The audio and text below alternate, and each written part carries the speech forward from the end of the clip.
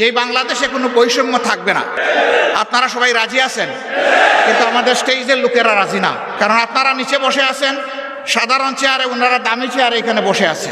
তার মাঝে আবার তিনটা দেখেন ডিস্টিংগুইশড, ওইটার হাইট আরো বেশি। আইসা দেখি যে এই তিনটাতে আবার বিছানো আছে, কি বলে জানি, টাওয়াল দেওয়া আছে।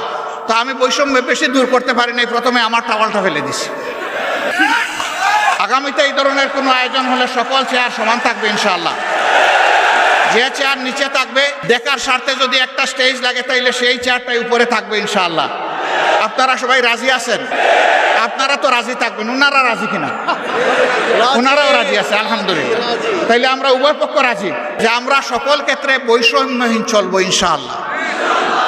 তবে এটা ঠিক যে যার যার রুচি মতো চলবো। যেমন আমার গায়ে একটা সদরিয়া বা একটা কোটি আছে, তাই বলে সবাইকে কোটি পরতে হবে না। ব্লেজার যার পছন্দ তিনি ব্লেজার পরবেন, শীতের দিনে সোয়েটার, গ্লাভ, চাদর যার পছন্দ তিনি তাই পরবেন। কিন্তু সামাজিক ক্ষেত্রে আমরা ইনশাআল্লাহ সমান থাকবো আল্লাহ চাইলে। দেখেন বৈষম্যের শিকার হয়ে বাইগুলা পড়তে বসছিল এই মাত্র।